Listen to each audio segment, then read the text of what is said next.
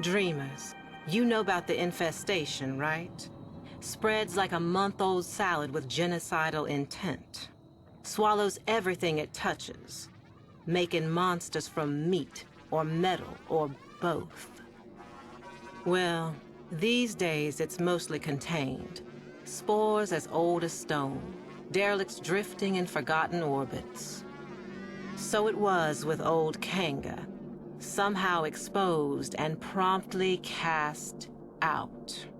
Woke up on a blessed cage drop down to Eris. But should some sad soul catch the gray vein, well, every culture has its plague dogma. But maybe there's something more to this infestation, something we all missed. Turns out, Kanga didn't find void in that hell nest, no. He found a survivor. Little boy, Arlo, died 3 years ago, yet there he was. Lost his voice, but gained his life. And somehow saved old Kanga with the slightest touch of his slender hand. My mother was a cynical woman, smart as she was cruel. Nora, she said, no disease spreads faster or further than the ones in our head. She was talking about ideas. Mine was that old Kanga and his Wonder Boy would have been splayed out in some bio-trader's lab by now, or blood studies for the Grineer Command. Dreamers, I was wrong. Kanga's gray vein was just the beginning. White lung, parasitic liver, clone rot, even bone spurs. Turns out this kid, Arlo, is a healer. So many questions. An idea like that is like a flare dropped in Volgas. Now the sick and curious are flocking the rails to see this emissary of Eris. And who speaks for Arlo the Mute? Why, old Kanga, of course. No more the outcast. It is he who is spreading the word of Arlo's gift.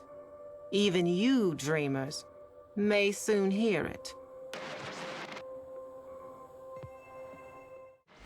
Whether you're bad news first or bad news last, tonight I got you covered, 'cause bad news is all we got.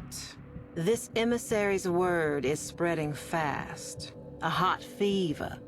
Some are going to extremes to prove their devotion, trying the spores for themselves, and they're finding it too.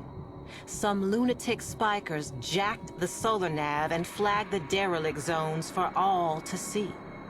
Old haulers and new hopefuls out there are proving just how smart most people aren't. Yet Kanga's ranks are growing, arming themselves for the safety and security of our emissary, setting the stage for a great assembly to come. Buzz is, Arlo will break his silence. Till then, dreamers, check under the bed. A fresh brood is sprouting up along the rails. And it seems they have the scent of those blessed by the emissary's touch.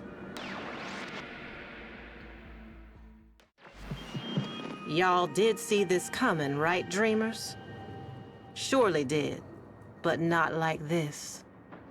A grand gathering before the emissary and his speaker.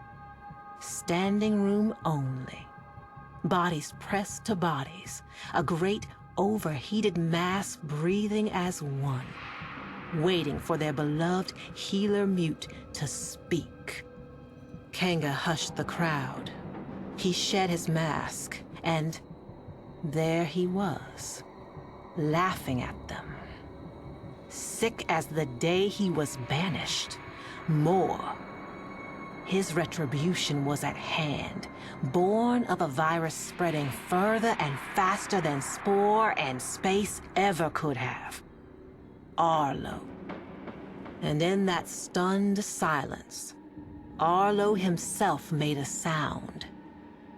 Not a word, but a stifled gag.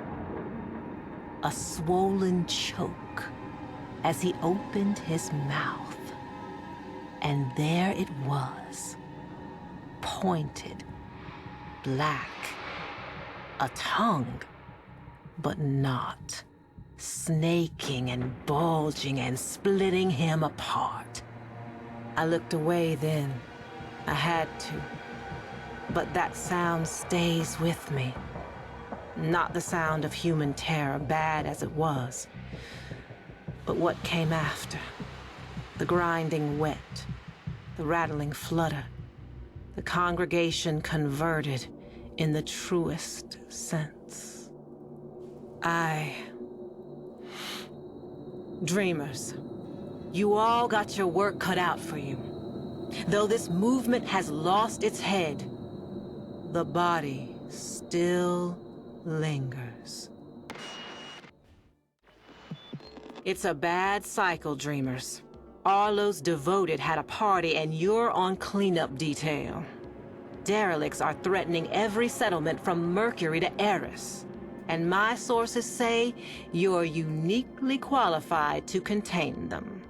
Meanwhile, I've been thinking, not about Kanga, but about what he actually found down there.